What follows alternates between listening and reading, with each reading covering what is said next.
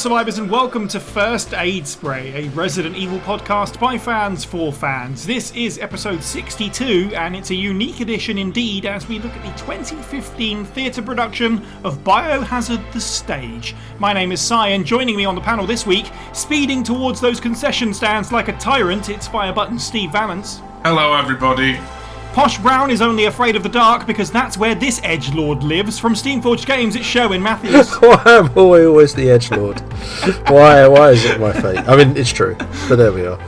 And conversely, when he goes on a zombie killing spree, it's exclusively to what can only be described as bright and colourful J-pop. It's Moist Owlet, aka James. I'm a goddess with a blade. Every episode of First Aid Spray is recorded live on our Discord server, so join now to hear the show early and unedited and to become part of our fantastic little community where we discuss life, the universe, and Resident Evil. You can find a link to the server, as well as all of our social media profiles, at our website, faspraypod.com. It's the support of our listeners that keeps First Aid Spray going, so why not check out our merchandise or our Patreon page. Tiers begin at just $1 a month. Head over to patreon.com/faspraypod for a full list and the chance to create bonus First Aid Spray content. Housekeeping on our side, thank you to our latest patron. Thank you to Stacey B for supporting First Aid Spray, and thank you to all of our patrons as they continue to support First Aid Spray. We have some stuff in the works, bonus episodes that have been voted on and picked out and that kind of stuff. But we are getting closer to unlocking another bonus episode poll, so if you are considering First Aid Spray and supporting First Aid Spray, it's just $1 a month, and it does make that difference. So thank you again to all of those people. In terms of new content from us, the latest episode of Tear Death Experience is now out on YouTube if you haven't watched it, ranking the outfits of one Leon S. Kennedy. And yeah, that was a good time indeed. We also, it's been a while since we plugged it, but it is worth saying, did a Christmas Eve special stream of Resident Evil 2 Classic randomised over on our second channel, First Aid Plays, and that's where Itchy Painty lives as well. You can rewatch all of our previous streams. Subscribe to make sure you don't miss any future ones. So quite conversely, we're used to opening a show with, well, not much news. Steve, would you like to take us into quite a stacked edition of the Biohazard news?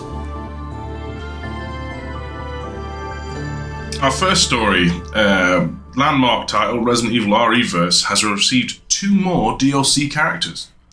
Yeah, I don't know how much there is to talk about this, because we talked about this extensively a few weeks ago. But just to say that everything that we talked about is coming true. So yes, we now have Tundra, Night Howl, Umber Eyes, and one of the other ones. I still don't know their names. It's been 4 weeks. So it's trucking along with your Hound Wolf Squad stuff. I don't know if anyone has any points to raise on this. It's Lobo, for reference. Lobo, thank you. Sheriff Lobo. Yeah.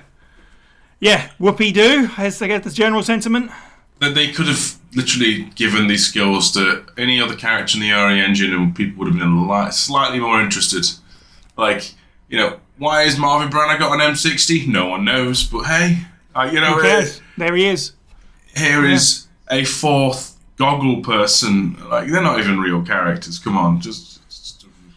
There's 42 people playing it right now. Sure, there's your update. Yep. Okay. Cool. Well, that's our reverse for now. Moving on. So, our second story this week, Resident Evil Infinite Darkness, The Beginnings, first issue is available now. We haven't talked about this for a while because it's sort of not been in the news, but for those of you who don't remember what this is the prequel comic for Infinite Darkness, which is meant to set up that season of the show, which came out it's well over a year now, and there's been a lot of talk about when this isn't coming out, and it seems like it was getting pushed back, but it's officially happening now. I think it's out there in the wild. People have purchased it. I know I've got the first issue coming my way because I pre-ordered all of them. First of 5, concluding in September next year. I'm intrigued to see what this is. I don't expect a huge amount of stuff. I'm sure, obviously, it will be tied to the TV show more than anything else. But hopefully, maybe it fleshes some of that out. I guess we'll have to wait and see, and we'll cover it at some point down the road. Steve, any interest in the tie-in comic for Infinite Darkness? A little, and that's only because, Jason and, is it Shen Mei, I believe? They were moderately interesting characters. Even if, I would say the thing kind of went a bit off the rails rapidly after a certain shootout in a certain dingy room. I would like to see what they can do, because prequel stories go one of two ways: they're either really interesting and tell their own tale that then lands in the in the foray of the actual show, or it's going to be completely off the rails and it's going to mishmash and really upset everybody. In which case, the lore debate is going to be hilarious. Yeah, true. Or, I mean, the other one is it's completely non-consequential, just like, okay, that was a thing. Yeah, the Resident Evil Zero kind. Oh, okay, cool. Yeah, I guess so. James, any interest in these? Yeah, I asked my I haven't heard back yet. I imagine because it's Christmas, but I asked my local comic book store if he could store them for me, bring them in for me. Nice. I will check them out. I do obviously, I love comics, specifically like kind of independent wild ones or Aliens, but I've never actually picked up like Resident Evil ones. So I'll be quite interested in diving into it. And as Steve said, like comics tend to have a little bit more depth to them, and it's not hard to get more depth out of the Netflix show. So yeah, they could build on it. It would be considered canon, since like Infinite Darkness is also canon and they share the same name, which will be interesting. So I'm excited to find out what they have in there. And to talk about it as well. As soon as I get like the first issue or the first couple of issues, I'll talk about it. Not to get into the weeds, is it the same writing team, do we know? Actually, don't know. No, I don't think so, but I don't know that for sure. Not completely. It's one of those things where it's like, they announced it around the time of the show and we're only getting it now. It makes me wonder, what has been the hold up, and maybe that's a factor of it. You'd think it was already pre-written though, so it could well be the same writers, but who knows. Sherwin, have you seen Infinite Darkness? Any interest in this? Yes and no. Job done. Fair. All right, cool. It was a thing that happened. That's about all I'm going to commit to. To be fair, that is at least a factual statement that I would agree with. Yeah, same. As opposed to normally what I say, which I completely disagrees with. I'm like, what is this? Before we get into our final news story, I just wanted to put it out there. We obviously, as a podcast at this point, we have done in the past, but we kind of put our foot down about talking about leaks and rumours and that kind of thing. The final headline is not a leak as such, but I could see the perspective of that. It's a news story that you may see on social media, you may not, and it's something we don't quite know what it is. So if you want to skip out on it, that's completely fair. Make sure you pause the podcast and use the time code in the description to move ahead to the file reading, just in case this kind of falls into that territory. But I think it's interesting and worth talking about, at least, and sort of speculating on. So, after that epic lead-in, our final news story: Capcom have apparently trademarked Resident Evil Director's Cut and Stars for digital distribution purposes. This was, I think, maybe not necessarily first called out by, but the most attention I saw was our friends over at Biohazard Declassified tweeted about this and put it on Facebook. Declassified? Declassified. That's how they say it. That's how they say it. So fair enough. That's how I'm going to do it. Some paperwork for trademarks for Resident Evil Director's Cut and Stars, which is quite interesting. And I postulated that perhaps it was just a renewal of things, and the guys over at Resident Evil Wiki waded in to say that the code that this is being put under, and depending on what kind of usage you want out of your trademark, it needs to be coded a certain way. It is coded for digital distribution. So, begin speculation now. James, what are your thoughts? What do you think this might be? I have no idea. I don't like. I've said this before on this show, but when like little snippets like this come out, especially when I don't know anything, I don't like to kind of assume what's going to happen, because typically I'm wrong. And also, setting expectation by yourself is an issue. It's also like, it feels weird for me. I like, I like talking about things in depth when they've actually got some substance to them, and this doesn't really have substance for me, which is also why I don't follow leakers and people like that, because I think we all here, especially in the Discord as well, like we like actual substance to something that's official. Little breadcrumbs, we kind of go, yeah, it's interesting, but we'll wait for further news. So that's my take on it. Completely fair and respectful take. I like that. Nice and even-handed. Steve, how did this get any hype in you? Well, okay, like I initially I was like, yeah, it's probably fake. It's probably not real. Like, you know, or it's just renewing the IP. But we live in the age of the remaster, don't we? Like, you know, I'm talking, God knows how many PS1 games, PS2 games, you know, have been brought back. I would really like this to be a sign that we are getting, like, you know, the classic collection everyone wants. But there's a cynical part of me that thinks it isn't that. Like, it's going to be something else, just some merchandising or some DLC with the branding. You know, I've been burned a bit too much of late with, like, you know, oh yeah, this is a celebration game with, you know, goggle men and a few characters shooting each other, various other things. It would be fantastic, like, if this pie in the sky thing is in fact a Resident Evil Classic Collection. Like, I would be over the bloody moon.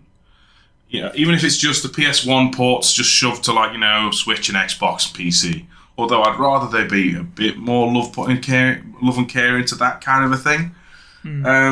But it's wait and see until we see a trailer. Like, I'm not getting excited for it. I want it to be, but I'm not going to will it into existence and then get upset.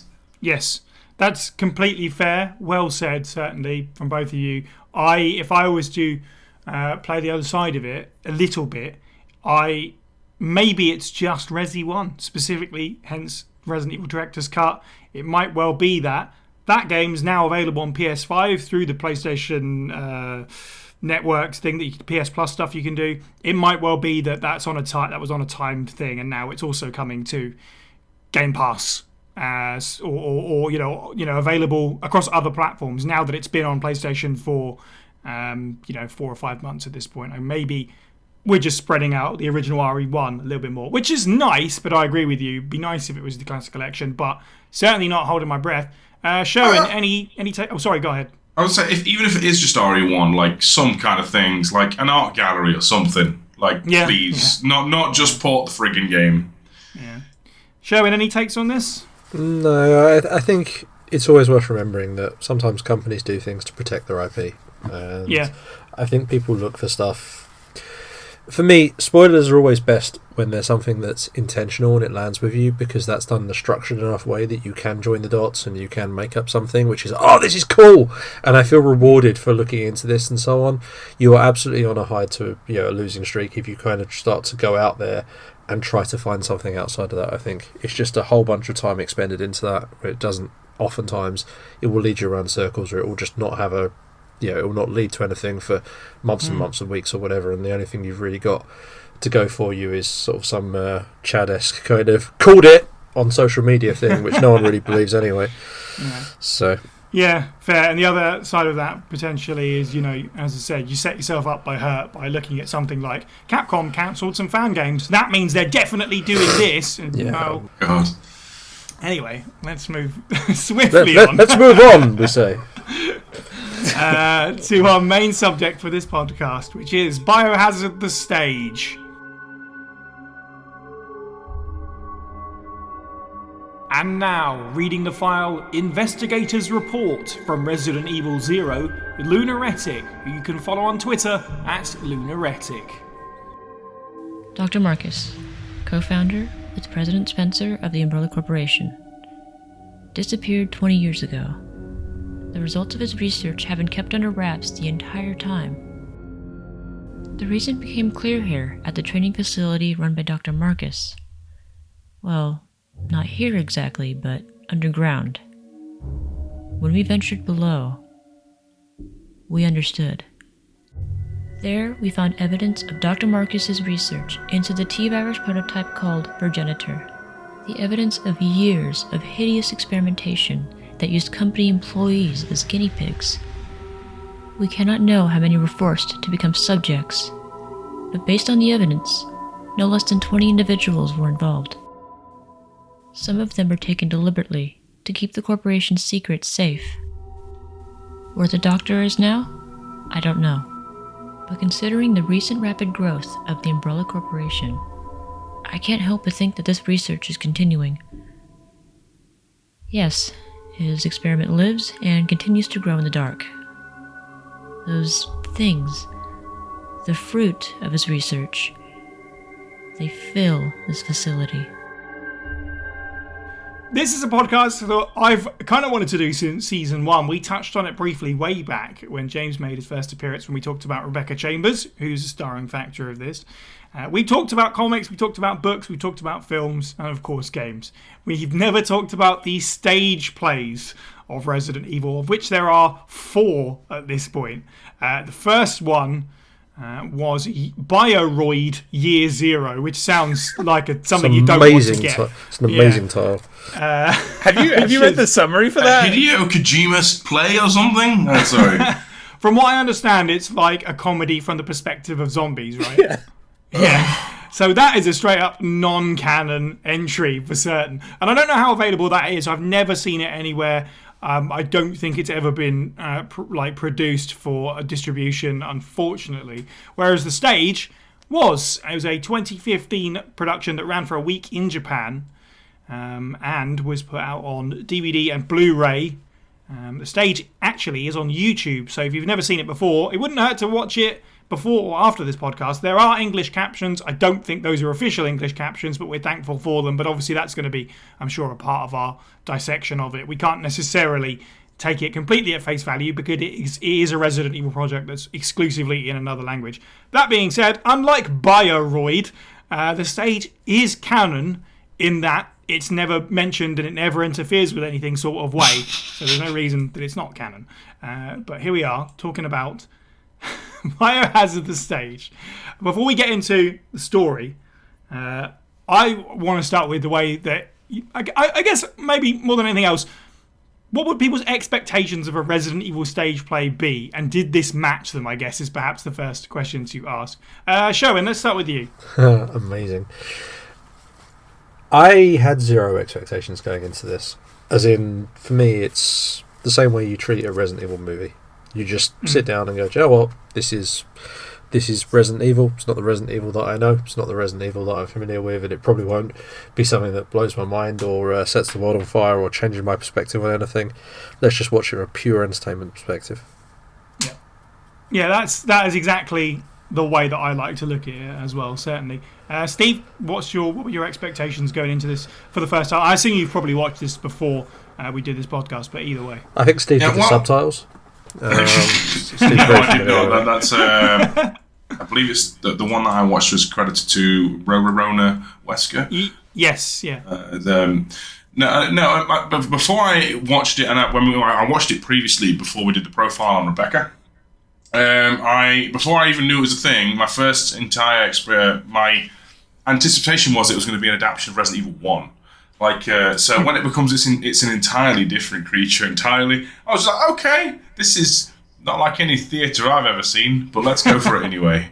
Yeah, I was expecting it to be slower and pompous than it is. That says a lot for the space. Interesting. James, what were your expectations going into the stage for the first time? Surprisingly, I didn't have any, really. Yeah. Because I didn't know, really. I've worked in play behind the curtain and in front of it, and so it was kind of interesting, but at the same time I was like, I don't know how they're going to do this, and make it entertaining and make it fun to watch. But yeah, I mean, you'll get to know my opinion as we go further into the podcast. But yeah, it was I had no expectation at all with it. Well, let's stay with it as a stage show before we get into the Resident Evil aspect, the way that it looks, the way that the set is, and that kind of thing. I think that's probably the most important thing, because when we talk about setting expectation, as you rightfully said, James, it's like, how's that going to work? What are they going to do? How is this going to be put together? I would say we're starting off on a positive note here, certainly, because this is probably the best thing about it, in the sense that every time I watch it, which isn't very often, admittedly, but I am always like, do you know what?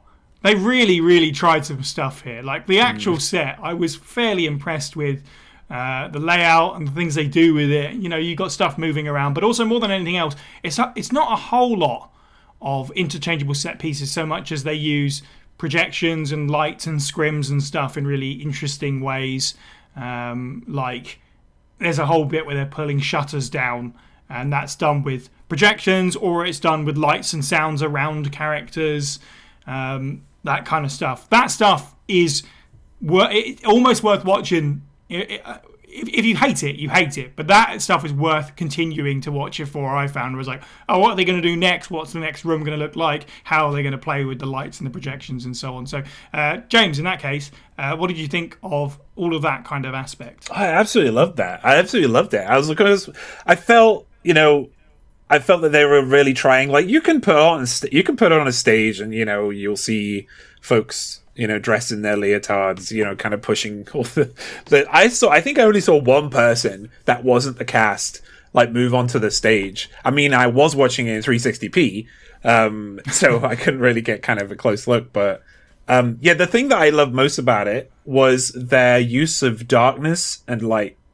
Like, they were using darkness, which is something in a horror, if you want something to be scary, you use darkness quite well. And they did that really, really well.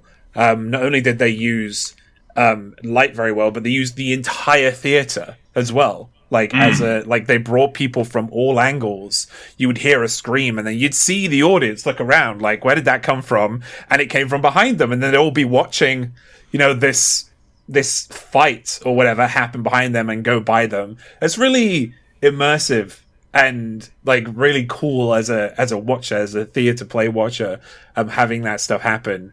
And like the actors themselves were so good as well that I just feel like I would have enjoyed so much being there.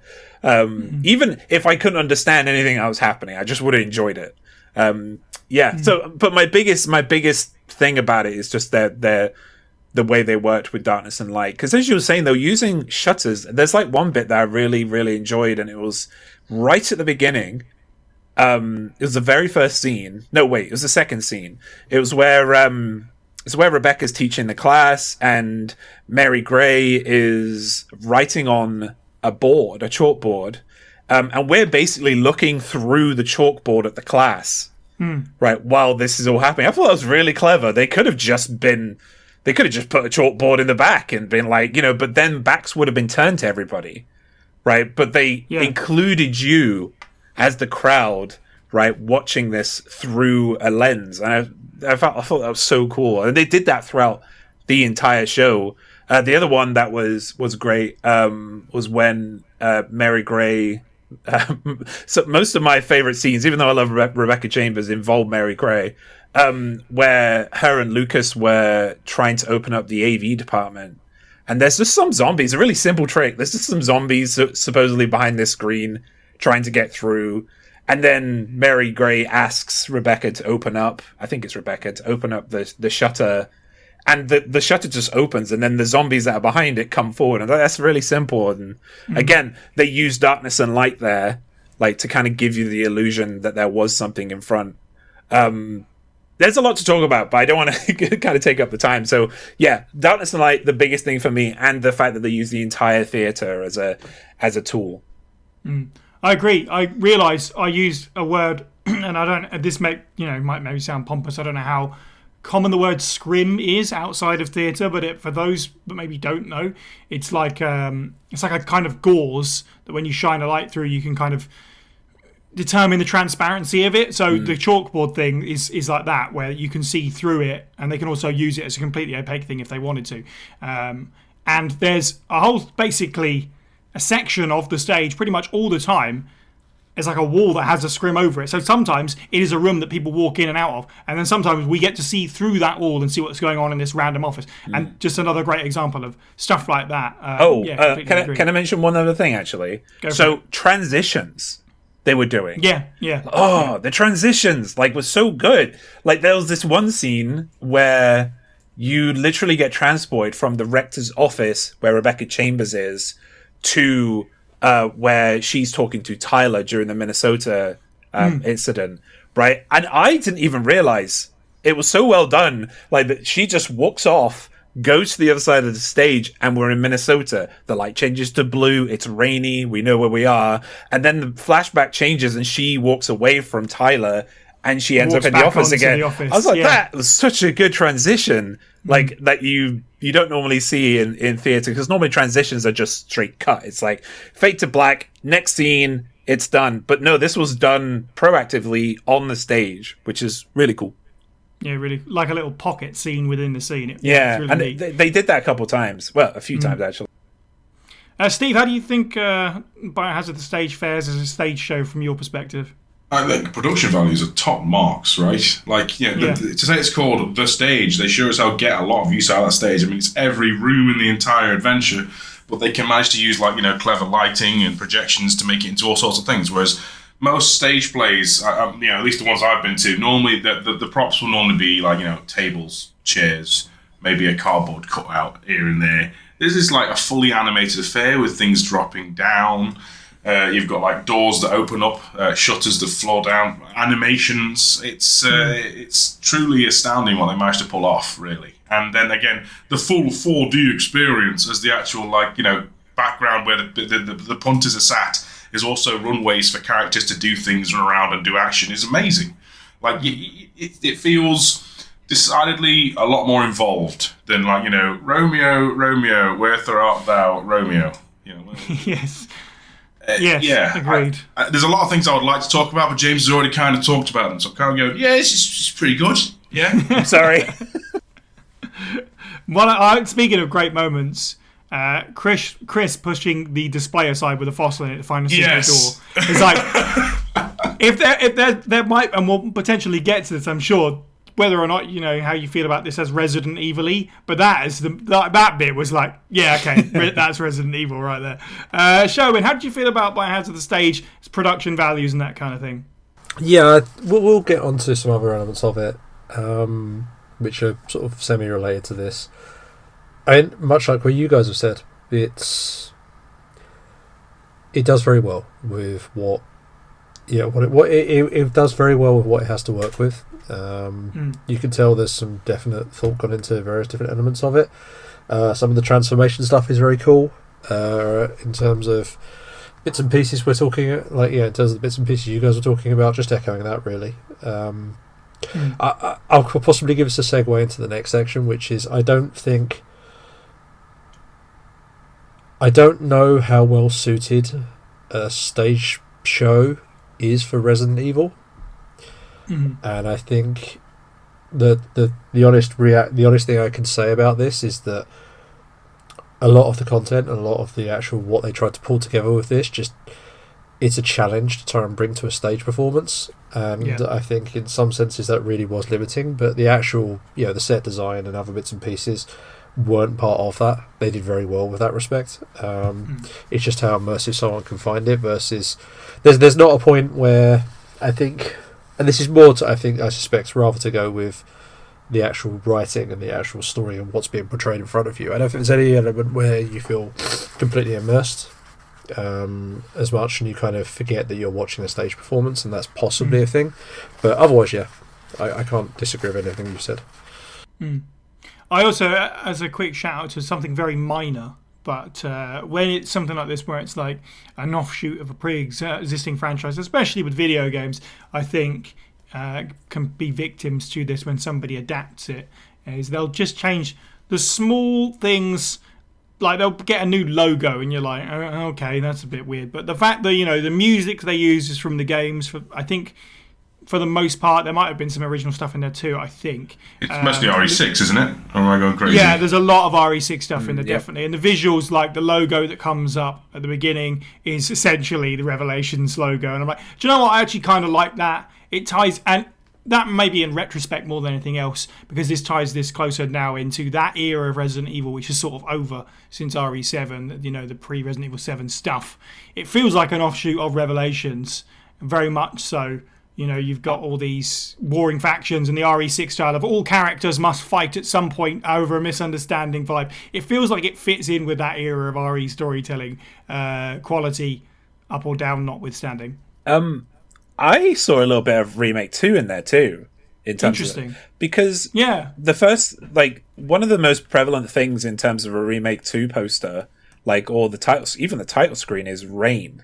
Yes, yeah. Like, and like the title screen is full of rain. It's that blue of RE6, but it's got a lot of rain and a lot of raindrops on the. It looks very much like Remake 2. I'm wondering if Remake 2 took inspiration from the stage, or it was just something that was, or something that was put on like the writer's wall. The other, just a small thing as well, because I've got a lot of references to RE6 here. But I think one of the main things that made me go, wait, that's RE6, is when there's a bit, and it carries on, so it gets a little bit long in the teeth, but every time Chris blocks an attack, you get that shing sound, the parry sound from RE6 constantly. I thought it was both cool, but it got a little bit boring eventually. My thing for this is just like RE6 is the fact that he has to fight Tyler Howard, even though they're both good guys. I was like, yeah, he's basically, and the other guy's a US agent. It's like, this is just what Chris does at this point, I guess. Him versus government agents, but there you go. Let's get into the story then, which is divided into 2 acts, as most plays would be, as a little bit of a setup for those people who haven't watched it or need reminding. Essentially, there are some missing persons cases in Philosophy University in Australia. Rebecca goes in kind of undercover, working with the BSAA, posing as a teacher for a few weeks. And then when she kind of gets the feeling that something is certainly up, calls in some backup, which arrives in the form of Chris and Piers, as well as Sophie Home, who is from the BSAA of that part of the world. And coincidentally, on that same day is when it all starts to really kick off and the disappearances become zombies and so on and so forth. And this is all stuff that's kind of dusted in as you go. But there you go. So generally, story points about Act 1. I guess everyone just kind of take it through how you felt about it. Go nuts, I guess. Steve, how did you feel about Biohazard The Stage's first half of the story? Before, the chaos ensues, it's rather you can feel a calm before the storm and all the characters being established, and it's I think it's when Tyler and Mary are on what I'm assuming is the rooftop of the building or a rooftop, and they basically lock eyes with each other and they're both going, "I'm dead." I'm like, what on earth is going on here? and then a single BSAA Humvee drives in, or the animatic of, and I'm like, this is a rather low military footprint for the BSAA, and that's probably not where my brain's meant to be going. But yeah, I feel like this is the most small scale operation for what is clearly an absolute crisis to come. The outbreak kind of just happens. Am I right in thinking that zombies just start appearing around the building after this one moment? There's no real smoking gun.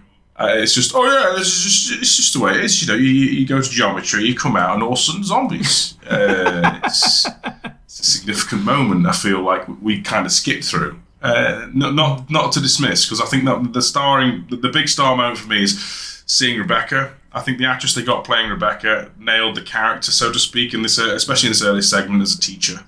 It feels right. It feels correct. Yeah, I agree with that. It does certainly come out of nowhere. I did get a little bit of the Resi vibes when there's a scene full of characters early on. You get the rector who runs the university, his son, Tyler Howard, who's this cop who's quote-unquote dead, who was killed in the line of duty, and Barrington Meyer, who is this sort of detective who, and maybe this is why there's a low footprint, his whole MO is, we need to keep this quiet, and nobody's allowed to know about this bioterror outbreak, and they're all in one room having their own motives to each other, and sort of I was like, yeah, this feels like Revelations, to be honest. I'm like, is this going to be really hard to follow as well? But gladly not so much. They're totally on the level, not corrupt cop Barrington Meyer. Yeah, exactly. There's a lot of monologue going on, and the first 30 minutes is a bit of a drag. But it is propped up, like you say, for me, by some of the characterization. That this is more of a character point, perhaps, but I'm just kind of impressed that Chris, Piers, and Rebecca, as we've never seen them before, played by Japanese, men and women. And I was like, yeah, no, I get it, actually. Despite the fact that we're reading English subtitles from potentially that YouTuber who uploaded The Stage, I did get their characters through from this, absolutely. So props on that front, from the performance and potentially the writing as well. James, how did you feel about the sort of setup for Biohazard The Stage? I'm going to talk a little bit more about kind of the activation, the hook. Sure. Of where I thought that was like they let themselves down with that bit. Resident Evil, when I say the hook, by the way, I mean when the zombies suddenly turn up. When it comes to Resident Evil, when a first zombie turns up, it's always a big moment. Very true. And it was so nonchalant. Yeah, when it turned up that it was. By the way, this isn't like I thought that scene. Also, I just hit my mic. Sorry. I thought that scene was also kind of a detriment compared to the rest of the show, because the rest of the show was good, in my opinion. Like in terms of like how they set things up and how they announce things, and it was very. And I put in my notes here, it's very anime, the way things were kind of portrayed. But that's Japanese culture in terms of theater. But yeah, that was they really dropped the ball on the activation of the zombies and them running and taking over, because I was expecting, especially since we had the long drag of Act 1 where they were basically dragging on and talking about Rebecca going to the fossils and the archaeology department and her uncovering this stuff and her talking to Chris and Piers about it, and then the Oceania branch and everybody out there would like slowly kind of unveiling this, and is expecting them to get to a location where they would notice the source of it, or at least like the beginning of the source of it. But no, they were just they were just in a location which I can't remember now, and suddenly there's zombies running around. Like, it was really strange. Yeah, but I think I might be the other half, because I liked the long drawn out first half of it, because I got to kind of meet these characters. Like you said, Zai, like the characterization of these characters was really good. And I really connected with them, and I wanted to know them a bit more before the outbreak happened. Right. And I think that also, because of the way the outbreak happened, like, I think that made me go to that decision, because like, it was just so sudden, and then we were getting to know so much about these characters that suddenly now they're in military like kind of mode, and they're fighting each other and they're fighting zombies, and yeah, so it took me out a little bit. Are we talking about the story overall, or just the story of Act 1? Just the story of Act 1 for now. Yeah. Where does Act 1 end? Before the music part. Oh, yeah. The epic fight. Tyler Howard opens up Howard's lab with his dog tag somehow. That's how Act 1 ends. Right, and Rebecca gets abducted, right? I think for the second time, or maybe the first time, I can't remember. They keep freaking abducting Rebecca for some reason. That really annoyed me. Yeah, that's fair.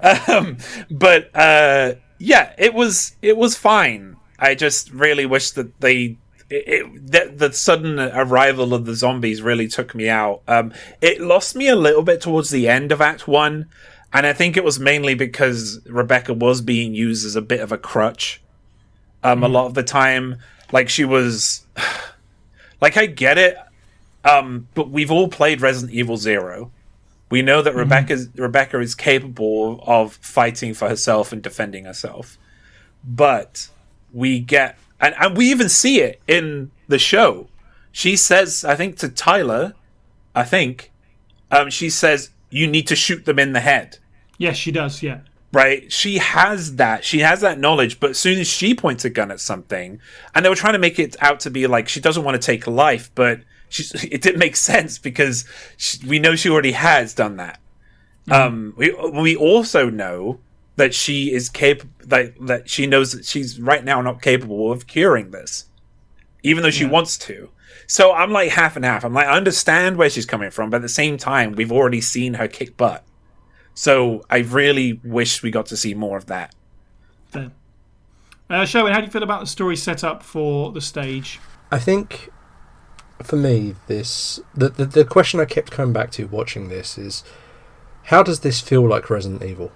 What are the tent poles, whatever way you want to look at it? What are the things that make me kind of have the touch points where I go, that's Resident Evil, that's Resident Evil, that's Resident Evil? And there's a few in here. Rebecca being utterly useless in any situation which doesn't involve standing there and screaming and being a damsel, for example, even though we know that that's quite to the contrary of what she should be. Wesker, who's not really Wesker. Chris being the most boring human being on the planet. There's always the various different points that come up, and those things they touched on very well. One of the key elements that I think they touched on really well, which is Resident Evil, or was what Resident Evil became, especially around the time this was made, is that it has a excessively convoluted story which is actually really quite dull, has no real need for half the characters in it, and isn't very entertaining. I think they did that really, really well with this. By the time it got to the end of the first act, I was entirely bored of whatever the storyline was. Mostly because I wasn't really following it. It was just really generic. It's just, there are zombies, there's an outbreak, we're at some random place and people are trying to investigate it. There's some other characters who feel entirely superfluous. One of them is probably going to be a Tyrant. And then we kind of ended up in this point where, a Birkin-esque kind of character. And then at some point, of course, we land in this point of, and half of the characters don't trust each other, or there's betrayal. It doesn't really feel like a military unit. Various different other bits and pieces. It's very, very Resident Evil. Very dysfunctional, very all over the show. And sadly, I don't think that a stage performance is the best medium to tell a story like that in any case. And I think that really didn't help it. I think for a stage performance, you want to keep your characters and the characterization of those characters quite punchy and quite concise. And I think this just had too many characters it was trying to tell stories of, new characters it was trying to tell the story of, or trying to introduce in its own way. And I just think that made it overall, especially in the first half, quite a bit of a mess for you just to sort of sit through and just kind of go, I just don't really feel I'm bouncing off this quite hard.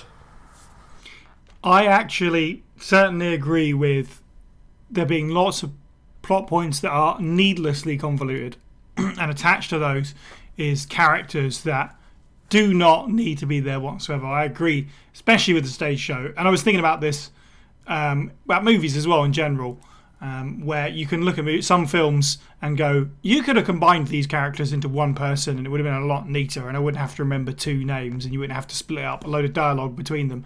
And there's a bunch of characters in this where it's kind of like that. Like, we're jumping ahead a bit, but like Barrington Meyer is completely pointless. His whole story does not go anywhere.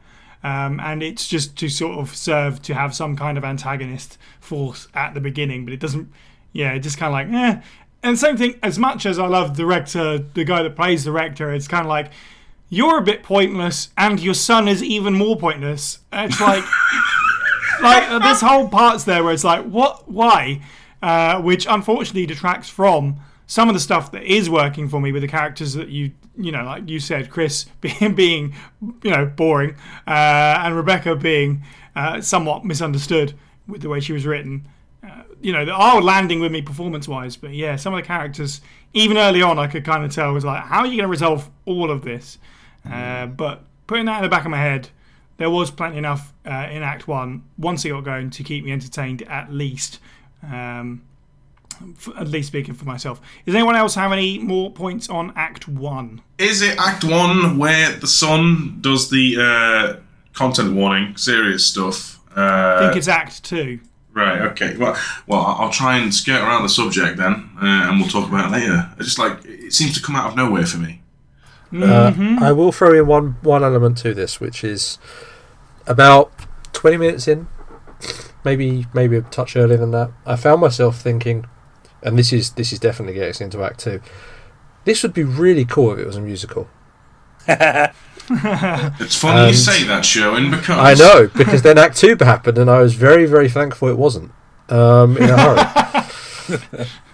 Which perhaps leads us to the second section. Yes, let's talk about that bit specifically before we go any further. I want to know what everyone thought of Act 2 opening with a J-pop song while our heroes fight off a horde of zombies, who I assume all have terrible names like the rest of their student buddies, like Laird and Tudor and Posh, which are all real names. But yes, mowing down zombies to high energy J-pop. For context, the lady who portrays Sophie Home, and I don't know if it's pronounced Rachel or Rachel, she's a J-pop singer, and that is her song that is playing as that's going on. And she had a good relationship with Capcom at this point. She'd done some stuff for Dragon's Dogma. So clearly this is something they were like, yeah, this will be cool. We can put this in there. Showen, how do you feel about this musical section? Again, it banished the thoughts of wanting this to be a musical well from my mind. Definitely, 100%, absolutely.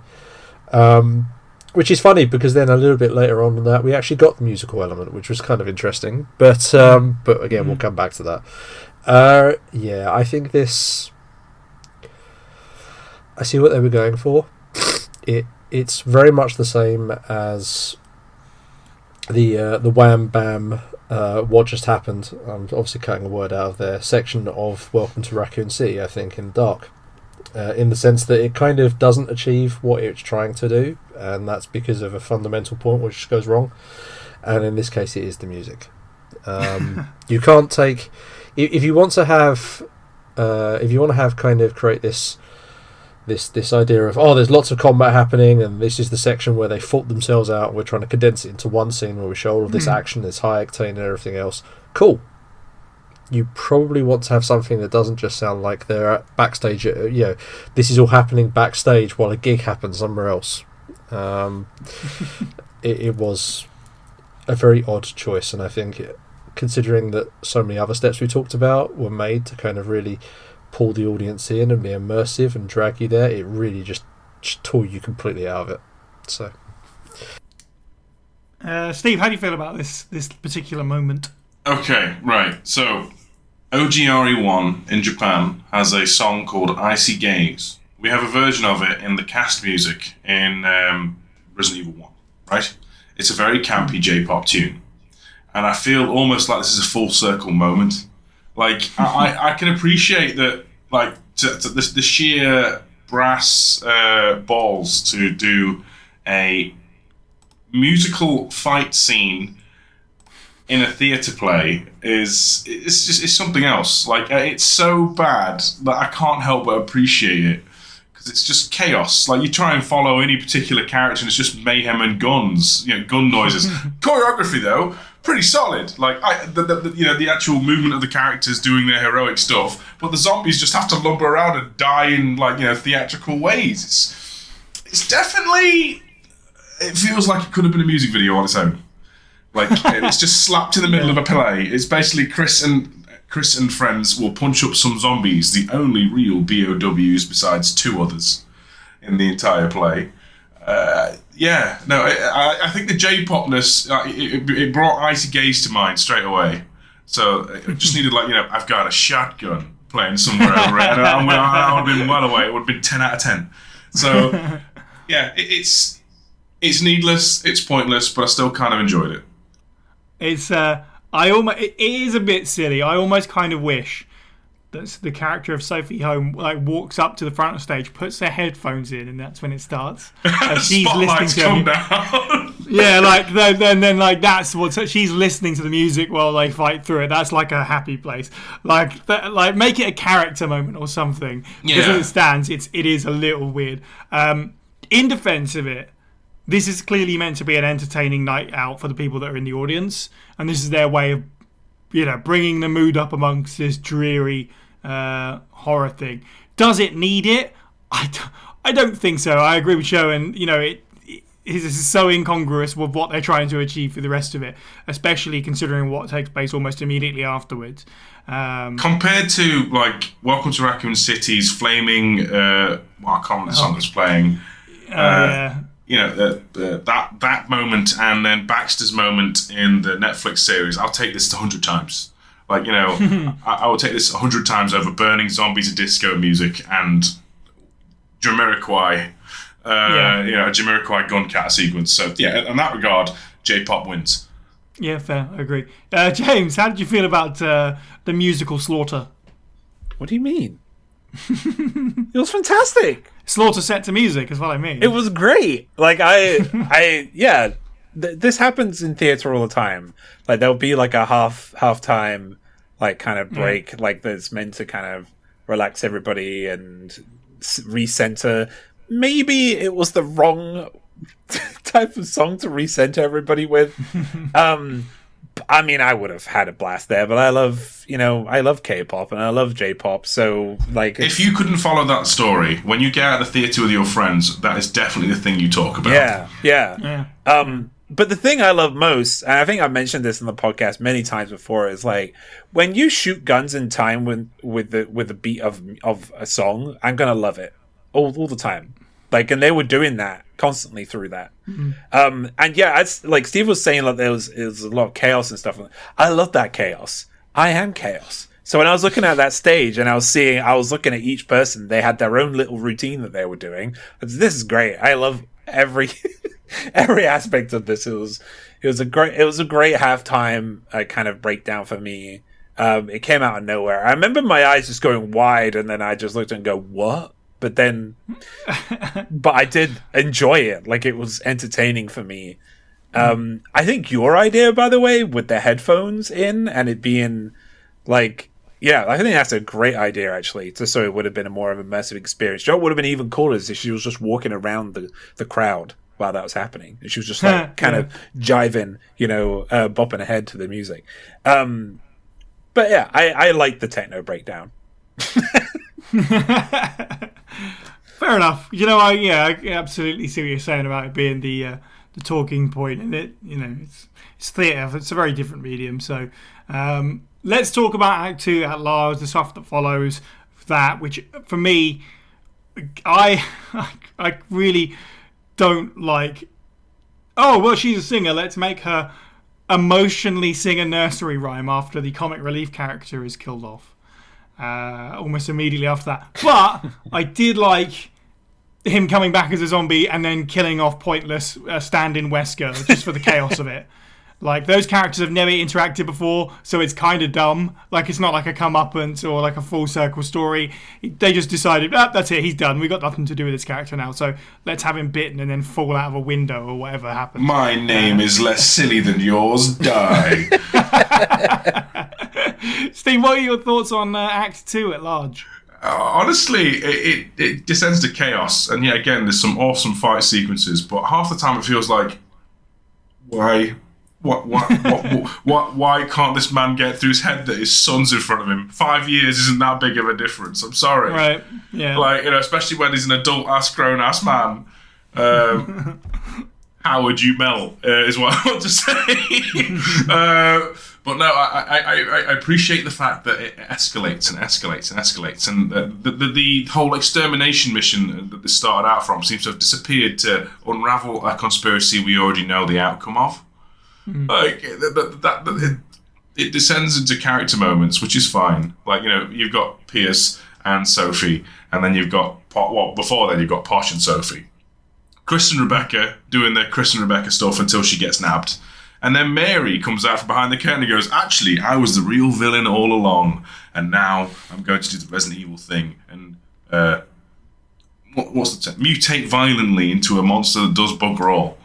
It's strange because they're trying to establish that she's like a super genius who's basically been artificially made into a genius by medical treatment, right? Or at least she's had it. Her potential has definitely been grown by the T virus. T Howard, I guess. Yeah, the TH virus. It reminded me a bit of Alice at times. Like, with less of the whole bonded with the T virus and then having superpowers and being stoically emotionless. You're so right. This is how we all see Alice. Yeah, only she does bugger all and becomes Blobberella. I don't know what to call it. It's a giant thing. It's a monster from Red Dwarf. It's the curry monster from Red Dwarf. Right. Yeah. Showing, how do you feel about Act 2 in general? Same as Act 1.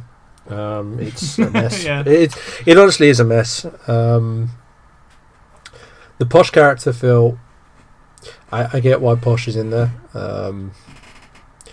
Much like the dance number, the dance break, whatever you want to call it.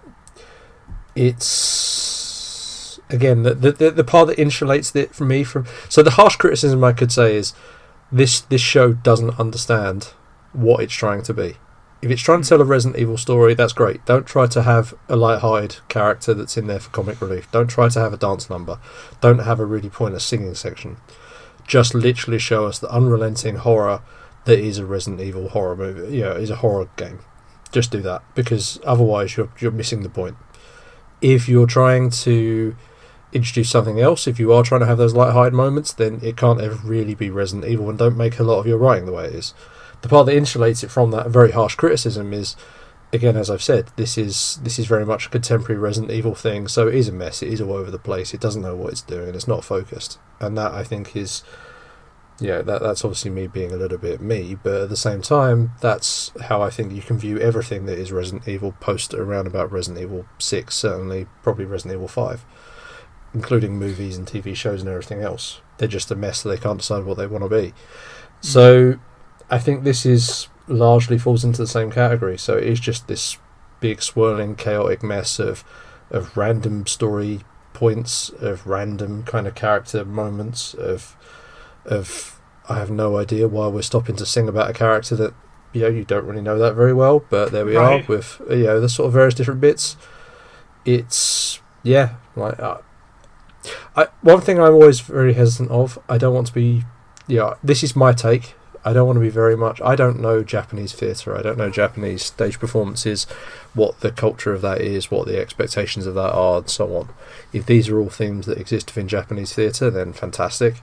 You can only review it from your perspective. I can only review it from my perspective, very well said. And it's something where these may be sort of, themes that are sort of run through that. But honestly, the story continues to be a mess. And it doesn't really change anywhere. Yeah, at this point is really when it shakes itself apart at this point, because there is so much chaos, so much, all these superfluous characters and plot lines and stuff, and underneath that the plot is pretty generic. If you stripped away a part of it, I feel like I would like it okay enough, but it's not exactly to blow anyone's mind. There's so many issues, and it does feel... underbaked in terms of the storytelling department, and that unfortunately comes through a lot in Act 2. Despite there being some positive stuff, certainly the Tyrant fight is hilarious. Oh yes, we should probably add in the Tyrant, shouldn't we? Yes, that's the Tyrant, thing. There's no reason why. Just turns up. Like the Tyrant, aka Uncle Fester, you mean? Yeah, the Tyrant that just randomly turns up. You're like, oh, there's a Tyrant. That's it. There's nothing else. It's just Zombie plus. He takes a good while to die, though, doesn't he? Yeah, he does. The slow motion death was something. It's the pre-boss boss fight, and then you get the Mary Gray in the Shut the Hell Up challenge, where she has an endless monologue before she mutates. But fair play, that is what every Resident Evil villain does in this era of the series. So she's a bit generic. We've done the superpowered weapon woman before with Alexia and with Manuela a little bit. But as far as the final showdown goes, with Chris, Piers, Rebecca, Sophie and Tyler, who I thought to be strong characters, it actually felt kind of cool with all them standing there facing down the curry monster on the roof or whatever. It's an appropriate Resident Evil-y end once the chaos has kind of shook itself to pieces afterwards. James, how did you feel about... Oh, sorry, go on. I was going to say, how many other plays do you know end with a rocket launcher? Yeah, exactly. At least they got that bit. They made sure that's in there. James, how did you feel about Act 2? I'm going to defend Mary Gray. You do it. So, played by Asuka Kuramuchi, I think her name is. She gave me, and I know it's a hot topic right now, but you guys all know what my favorite characters are, in Code Veronica. It's the crazy twins. Yeah, that's fair. Right? That's fair. And the way she laughed on that stage, it was chef's kiss. Like everything she was saying, she was like, it wasn't just a ha ha ha ha, comedy laugh. It was a proper manic laugh. I loved it. She had a goal, James. She had a goal, and it wasn't just I'm going to set the world alight with an inferno of hate. It was I'm going to reset everything. Exactly, the resetu, as we kept being told. I love her character. I loved her character. Like, she played a bad guy very, very well, and it was kind of obvious that she was going to be the bad guy. But we always know who the bad guy is going to be in Resident Evil. It's never normally a bait and switch. It's always kind of who you expect it to be from the very first. Well, from the second scene. Where she's going, I can't solve this puzzle. That's because it's unsolvable, says Rebecca Chambers. It's very Star Trek with the Kobayashi Maru. With that, which I found pretty cool. I have a lot to say about her as well, because she reminds me of Evelyn a lot. Yeah, sure. She is always talking about being alone and not having people, which is why she fancied Lucas. I will go into that in a second. But yeah, I liked that. I wish they didn't focus so much on romance. Resident Evil doesn't have that, really. The only romance you ever really see is between Leon and Ada, which is unrequited and doesn't really connect at all. But they did it 3 times during this show, and it's okay to have little bits and bobs, but no, they were spending entire scenes on these love lives, and they really, really kind of took me out of it. I didn't care. I don't care. I'm watching a horror show. I don't care about teenage angst, high school stuff. But I did like it from the perspective of Mary Gray, because it made sense, because she was alone and she'd always been lonely, and she didn't want to be lonely anymore. Except now she's like, no, everybody dies now because you're all below 130 IQ and you all deserve to die. You're going to say 120 FPS then. I almost Your frame rate is too low. You must die. God, I wish, right? But I also found, just to hit on the Posh Brown thing, I agree with Sherwin about it's fine to have somebody run on stage and before they have the curtain pull, so the stage isn't there, so you're out of the play at this point, and he's sitting there and he's having a little joke with the crowd, saying you're kawaii, and you're a little bit ugly, and that was kind of funny. But then when we go into the story, I didn't care for him. There is I can't remember what it's called, it's got a name, but typically in manga or anime, Japanese media, there is always at least one character which is super pervy and is a bit of a creep, and Posh Brown gave that vibe off immediately.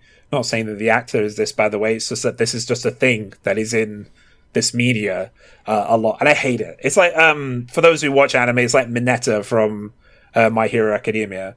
There's always at least one, and he was that guy. He's rubbing his nipples and stuff. It was made me shiver.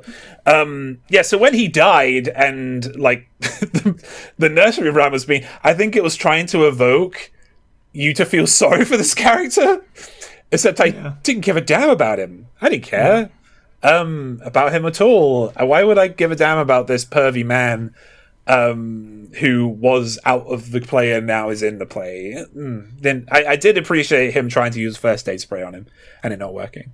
It worked on Sophie. She was also not very well, and she didn't catch the mega zombie lurgy. Right. I've called him Leon G. Kennedy. The G stands the G stands for goth. I liked him, but I also found that he was just boring. You could have just put Leon in. He literally even had the hair, exactly right. He acted well. The actor did great. It's just that his story was crap. We don't know of any stories that happened in Minnesota. We couldn't connect it. As fans of Resident Evil, we couldn't connect him, and then they were just trying to drag him through this story. It felt like. Rebecca you're was right. because like he's literally a police officer, and he has a terrible day, and then he's a government agent. Right. He has the same hair. It's like we can't give Leon a tragic backstory. He's already in canon, so we have to make up a new one. He's even from Rochester Police Department, RPD. Oh my god! They could have just used Leon. I don't know. Maybe there was like some kind of license thing or something. Now I've spoken a lot of negatives. I want to speak about one positive thing that I found kind of cool, and that was God. What's that second name? The bad guy that turns Barrington Meyer. No. Oh, the scientist, his dad, Matthew's, Professor Howard. Not Matthew's dad. Liam Howard. Howard, yeah, right? Liam Howard. The Howard. Yeah. So the Howard. Yeah, he starts talking about, and you kind of connect the dots here, even if you could during all the chaos. But he starts talking about the Irish giant, which is this thing they found, and like he was talking about that he took like a sample from the fossil of the Irish giant, which is why Rebecca was snooping around the fossil department so much. And he created what he's created from this Irish giant, which is interesting. Because it means that they've kind of taken like a small little thing from Resident Evil 4. I'm so glad out of everyone that pointed that out, James, it was you. I love that. The fact that the newest fan to the series. I'm so glad. Yeah, what a cool reference that there's brought back in. There's some progenitor in this giant fossil. I thought that was really neat. Like the trap room with the descending ceiling is a really cool, obvious reference, but this one was one for the super nerds. I was like, okay, cool. Yeah, I found it so neat, and it made it. I thought that was the strongest part of the story for me because it just connected to all the other games so well. And I, as somebody who wants something from RE4 so hard, like I want like fossils to be a thing. In the future of Resident Evil, and it to be something that's way older than we expect it to be. I found that pretty cool. But as everybody else has said, it was very hard for me to keep up with Act 2. I've watched this show 4 times now, and even on my 4th time, it was very hard for me to keep up. And every time like a romance scene came on, my brain would turn off. And then the next scene would come on, and I'd need to turn my brain on again to see what was happening. And as Steve said earlier on, like, I think it's Rin Asuka, the person that plays Rebecca Chambers. She embodies Rebecca Chambers like so well. She's the best character like on the stage for me in terms of surprising nobody. And I know, but in a way, like that's me, a Rebecca Chambers fan, saying that an actor who's portraying Rebecca Chambers is doing a good job. Like, so it's like, I could just say she's bad, but she does a fantastic job, like of characterizing her. Even though I have problems with her writing, I did like how she acted her. In terms of the end, you guys didn't like the Mr. X scene very much, but I actually liked it. Because I tell you what, I thought it was goofy and yeah, we skipped over a little bit, but we're talking about and I agree that the zombies coming out of nowhere sucked, but a lot of the zombie acting was actually really quite good. And to be fair, the Tyrant, it was a little bit goofy in places, but the actual motions of the actor had it down, like the sprinting full tilt and the sort of turning in the way that their body moves and then their head. It was very game accurate, so I'll certainly give them that. Yeah, he was like moving. Somehow he was moving slowly, but he wasn't. Like it was, I don't know. He was some kind of magician on that stage. I don't know how. I don't know how he did it. No, he didn't. And I will stop. I will stop eventually. But there was a scene because I agree with you, Sai, about Rector Ezra. I thought that he was a bit of a non-character. He didn't really need to be there. He was trying to instill emotion. Again, trying to force emotion into the viewer. But I didn't super connect with him too much. And the reason why that was... I did it in Act 1, but I couldn't in Act 2 because then we went into another backstory, another flashback, that was weird. Right, of him talking about, like... I don't know. I don't even know. It was something about the Irish War or something. No, Italian. Italian soldiers and all this. Yeah, it was very, very weird, out of nowhere, having no real significance to anything. Yeah, but then he brings it back right at the end. Like he's just he walks from stage left, well, main floor left, like onto the stage, and he sees an umbrella. I thought that was a really cool scene. The actual prop, the umbrella burnt, and Mary Gray's arm just sitting there, like next to it, which is pretty grim. But then he picks it up and like there's an orbital strike or something. I don't know. Kind of I don't know. Pinpoints him, but then it goes black. He did just an aside. I want to say that's peak BSAA logic, isn't it? They'll send in 3 guys. Sophie, Chris, Pierce, to clear out a building. You know what? Let's just get the satellite laser on it. You know what? Let's call it a day, lads. It's all effed up now. Let's just send in the orbital strike. Oh well, we tried. Yeah.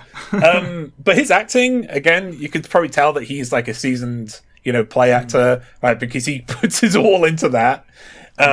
Which he brought me back into his character, and I cared a little bit more about him there. But there's a lot more to say because there's so much chaos with this, but I just don't want to get into it because those are kind of my biggest negatives and my biggest positives about it. And I wish this was brought to the Western world, but at the same time I understand why it wasn't.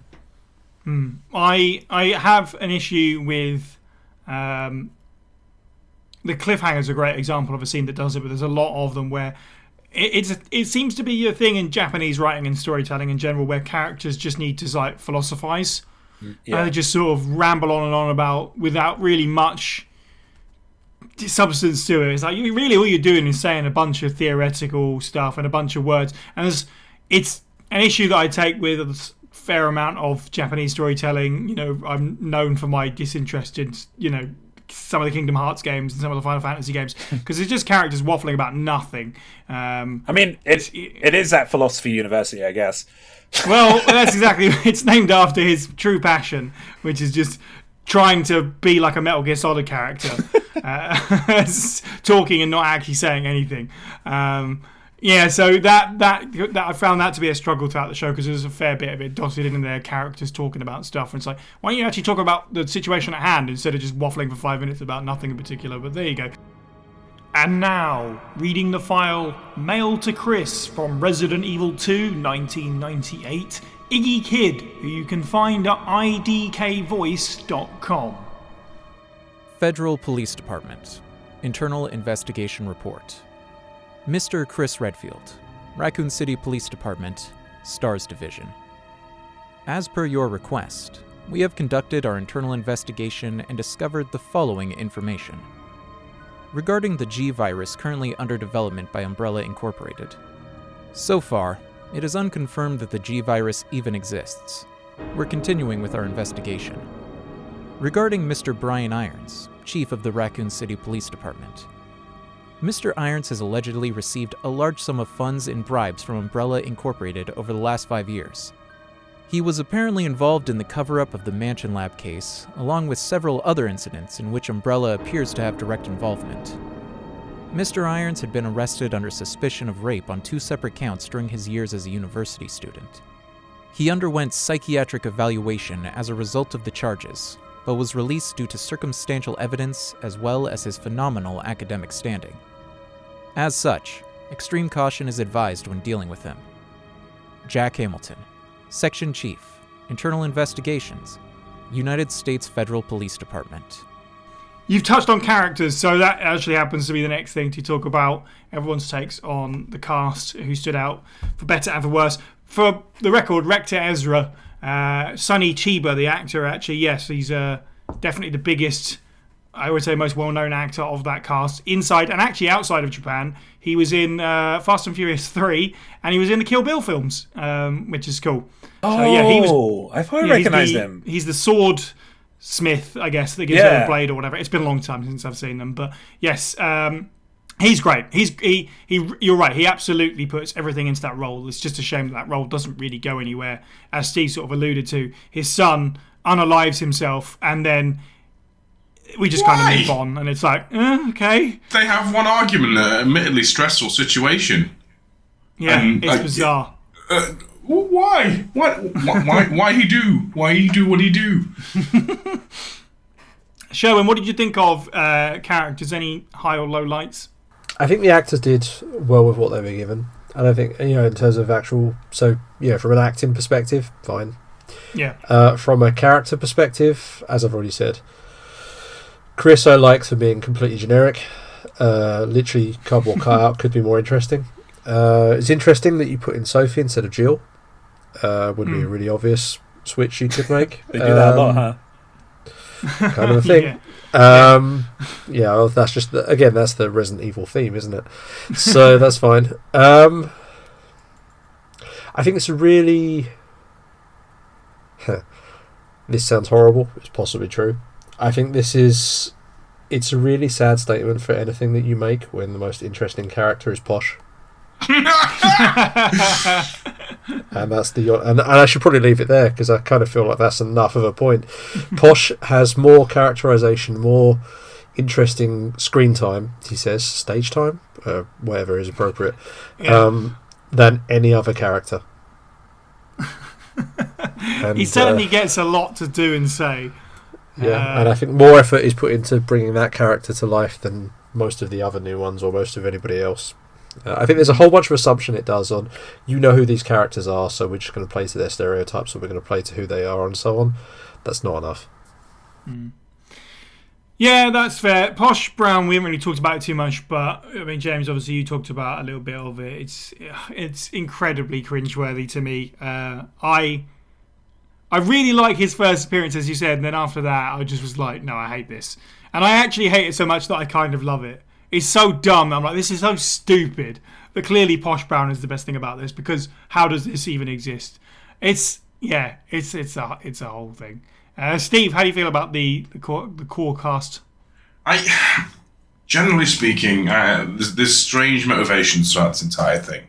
It feels like the more basic ones, like Barrington Meyer, like he wants money, so he's trying to basically make it so the whole thing's covered up.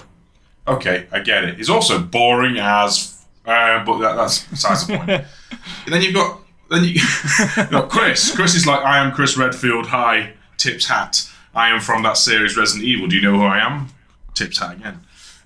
Pierce is an asshole for reasons I can't fully discern. They're a lot more negative in this than they are in RE6. It feels like they feel hostile when they're with anybody.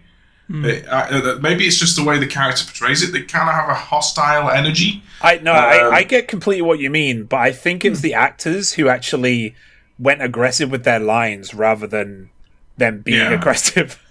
It's like Matthew when they do that thing. I still can't comprehend why, because they argue with the father, and the archetypal villains of this entire story, like Liam, like he's actually interesting in that regard, because he's doing this to basically resurrect his son, who has already appeared for him and said, "Dad, I'm alive. Check me out.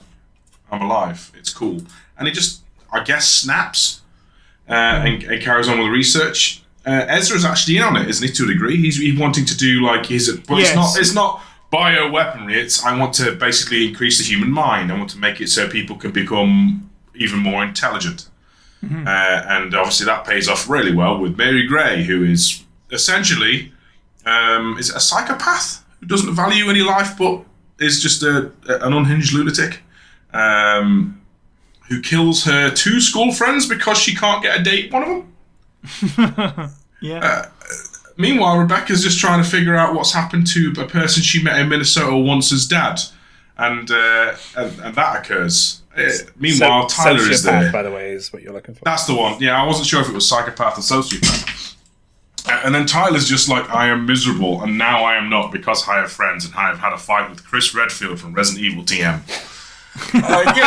Which is, I feel like I'm being really harsh to it, but I understood most of the arcs. It's just the villains were kind of like they were doing villain things, but I feel like, but why?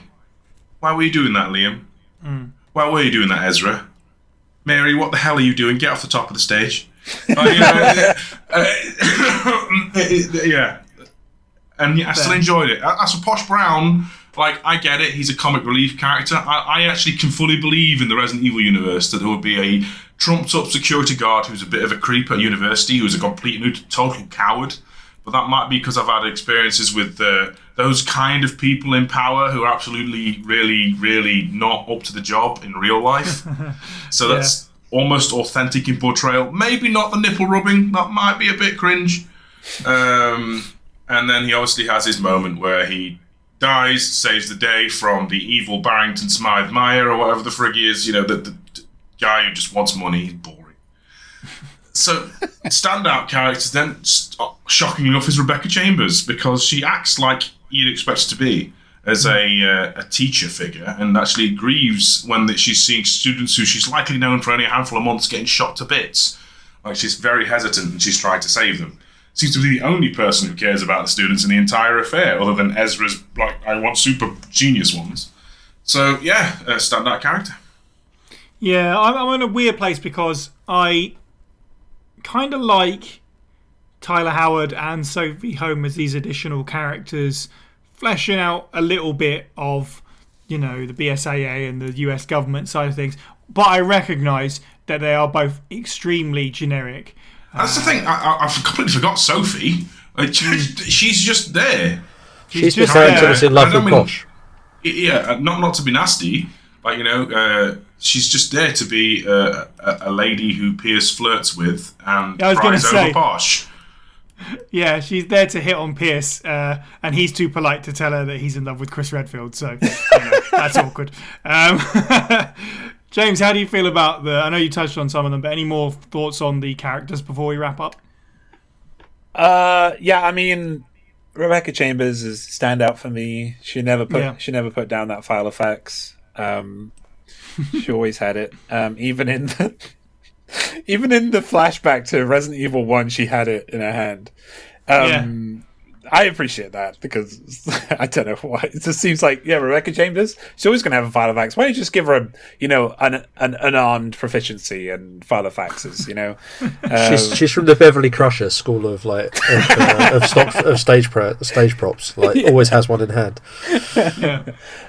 But I said it earlier on, but we've spoken about Rebecca Chambers a lot, but I think the standout person that I did like, other than the romance scenes, that I did like to see was Mary Gray. I liked the scenes that she was in. She played what, and she played the weirdo very well, and then turning into a sociopath and typical Resident Evil bad guy. I'll give props also to Liam Howard, the scientist, because he also, even though it didn't make any flipping sense, that he was literally looking at his son, was going, "My son is dead!" It didn't make any sense, but at the same time, when he kind of completely loses the plot and starts to change, he did well too. Everyone else, Piers is Piers, Chris is boring. Should have stayed in Europe banging those babes, to be honest. That's the Chris life story, though. That's just every time he appears. Yeah. Sophie for me is forgettable. In fact, I forgot she was in the play several times while I was watching it.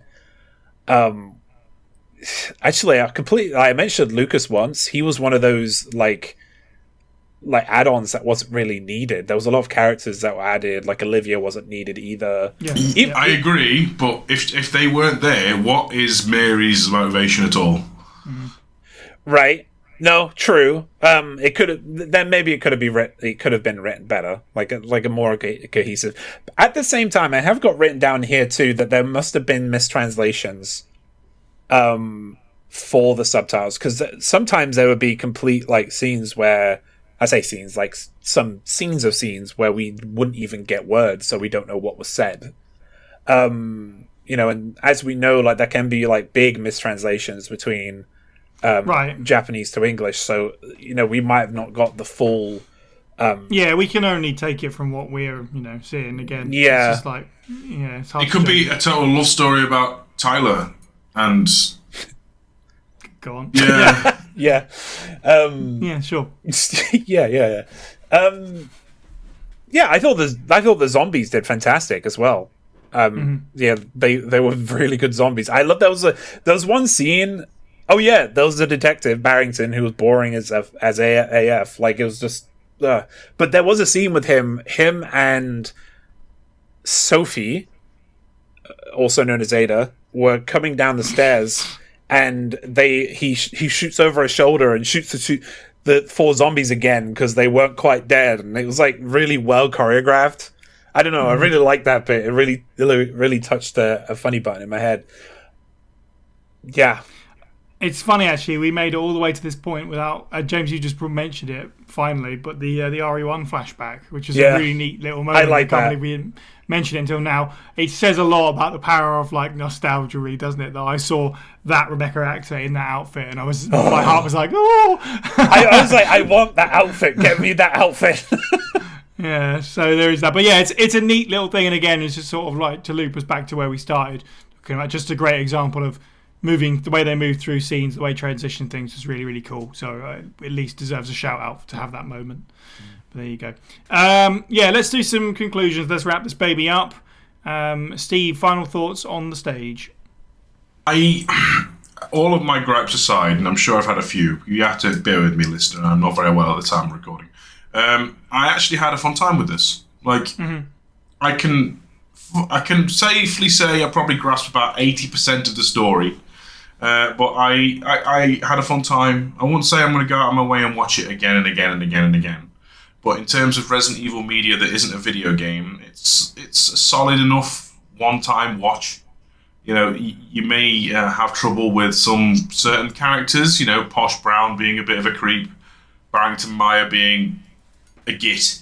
But overall, it's okay. But the same token, if this was like, I feel like this could have been honed a bit more. Because there is a lot of pointless action sequences. For example, the dance number, yes, I get it. In a stage show, you need to maybe offer a bit of variety, or this might have been, I mean, the version we watched may have had like intermissions and stuff for the actual audience to go and stretch, and this would have been a way to either ease them in or ease them out. You know, it's okay. If anything, it's nice to see that we can somehow get a person on stage in a BSAA uniform, go, that's Chris Redfield, and boy, that sure is Chris Redfield. As for all the unique characters that are introduced that will never be seen of again, feels like it could have been a Revelations game in that regard. It's just fine, and I think it's novel that the concept of Resident Evil has made it to the stage, and it's not a complete glow-in-the-dark dumpster fire. Sherwin, final thoughts on the stage? Interesting. I've been very, very critical of it, and it's interesting because ultimately, sorry, you have to excuse me again. Much like Steve, I am somewhat ill. I think, for all its faults, and I wouldn't recommend anyone goes to watch this. I wouldn't recommend that it's something you would watch as a, I love Resident Evil. You'd have to be a really hardcore fan. Someone who listens to this podcast or is on this podcast to actually really, interact with this thing. I think it's not really a good recommendation in that respect. But there's something oddly charming about it. And that's the thing that I initially bounced quite hard off of this. You may have guessed. I initially watched this and went, okay, that wasn't really a good use of my time. Whatever. But thinking about it over the last few days, it is something where it's oddly charming that it existed in the first place. It's oddly charming that it's a thing that you can go and check out and observe. It's kind of cool that Resident Evil made it to a stage in some respect, much like what Steve was just saying. And ultimately, look at what got us here in the first place. Look at the very first Resident Evil and the hammy acting in that. It's not any worse than that. It is something where it is ultimately, in some respects, well, actually in a lot of respects, it feels very, very Resident Evil. It's got not necessarily hammy acting, but it's got a lot of what Resident Evil sort of touch points are, and ultimately you can't really get away from that stuff. Like for better or worse, they're all there. So that does make it a unique experience. Literally that. Yeah, I am in total agreement. Charming is certainly a word that I've gotten written down. Definitely in the same way. in its own sort of form, in the way that something like Gaiden is, where it's like you kind of like it because of the attempt. There was an attempt, and it's sort of a noble attempt. It's not amazing by any stretch. It is overstuffed. The pacing is weird. It is too long. It's a stage show. That's probably going to happen. There's a lot of issues with it, and we've all drawn negatives certainly from it. That being said, it is a really interesting contribution to this era of Resi. One of the last contributions to that era as well. And the only things that came out after this, before Resident Evil 7, are Umbrella Corps and Vendetta. So in a weird way, looking back at this now, and this is why I mentioned before about the music and the typefaces they use and stuff, it gives me a little bit of nostalgia for that sort of worldwide bioterror stuff they were doing in that era. It's like a lost story from that part of Resident Evil. And despite all of its flaws, its novelty, we haven't covered the CGI films yet, we'll get there one day, but in many ways I will take the novelty of this over the bread sauce that is most of the CGI films, because at least with this, there's some charm, and there's like there's just something about it that's just really unique. James, final thoughts on The Stage? Yeah, I really like that you made that comparison there between the CGIs and this show, because if you gave me a choice, I would watch this show over the CGIs.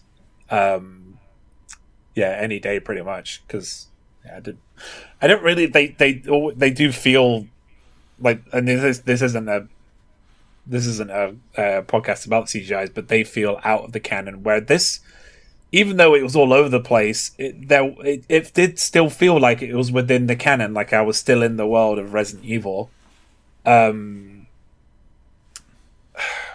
Conclusions about this. I really, really wish it went international in some respect, even for a limited. Even if it wasn't necessarily in English, like in some other language. I think having like different languages, like in stuff, gives you new perspective. And my time kind of playing the FromSoft games, Dark Souls 3, Elden Ring, etc. Like, the translations that you get often give you a whole new perspective on a piece of media, and I really would have liked to see that new perspective with this, because I think I think I would have enjoyed it even more than I did. I did enjoy this. I did enjoy the stage. It was really chaotic, and there was so much going on that my simple brain couldn't quite keep up with a lot of stuff. But there were some real gems in this show, and I would recommend this to people who enjoy Resident Evil. If you enjoy certain characters, you enjoy Chris, you enjoy Piers, you enjoy Rebecca Chambers, or you enjoy creepy dudes in anime, you might enjoy this show. But it may bring you to the same realization that you would have wished that you could have watched it in another language at least, to get that other perspective. But otherwise, a fantastic performance by most of the characters. Yeah, and additionally, also, as we started off positively talking about them, the crew as well. It's worth watching for the really interesting set and all the stuff that they do. That's really intriguing. That might potentially keep you invested, even if the story doesn't, for example. Yeah. If you are listening to this and you haven't watched Biohazard The Stage, speaking of international release, I don't think you'd ever got a Blu-ray release outside of Japan. Obviously, if you're going to buy the Japanese version, you probably have to buy a Blu-ray player to play it on as well. But it is on YouTube right now as we talk. It might not be on there forever, so if you are listening to this and the podcast makes you curious about Biohazard The Stage, I would say seek it out whilst you can, because who knows, it might not be on YouTube forever. Hopefully it doesn't become a lost piece of Resident Evil media in that way, but there you go. Regardless, nothing else remains for me but to thank our contributors, our patrons and our listeners. Join the First Aid Spray Discord server to become part of our community and hear the show early and unedited. And don't forget to follow us on Twitter, Facebook, Instagram, YouTube, TikTok, etc. All of these links and all our content can be found at faspraypod.com. You can listen to the podcast on YouTube, Spotify, iTunes and all good podcasting apps. And if you like what you hear, please do leave us a review where you can and spread the good word. Don't forget you can support the show by picking up some merch or at patreon.com/FA Spray Pod for as little as $1 a month. In our next episode, we'll be sitting down for a long-awaited discussion from both listeners and panelists' point of view as we celebrate 25 years of the original 1998 version of Resident Evil 2. Oh yes, it's finally time. Thank you to the panel. You can follow all the Pueblo people individually. I'm at Signac_123. Steve is at FB Steve Was Taken. Sherwin is at Sherwin's Agenda. And James is at Moist Owlets OFF. And finally, thank you for listening and have a good week.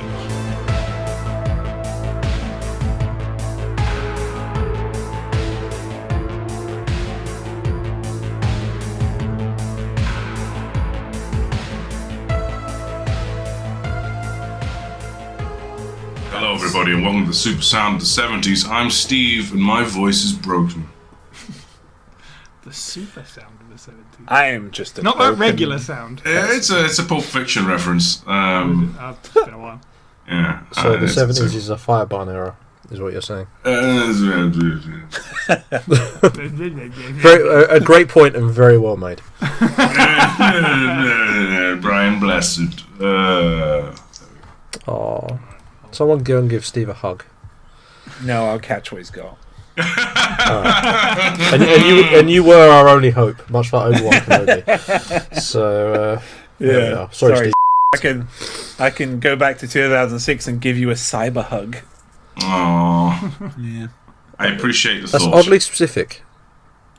Well, I mean, that's Jesus, what we used to Barney. say back in 2006 for some reason. Now, that was the era of the glomp, wasn't it? It was, and Raw, I'm a dinosaur. Yeah. I'm more interested in. Well, I mean, obviously that is fascinating in its own way, but I'm interested. Did 2007 roll around? You guys are like, cyber hugs are so over.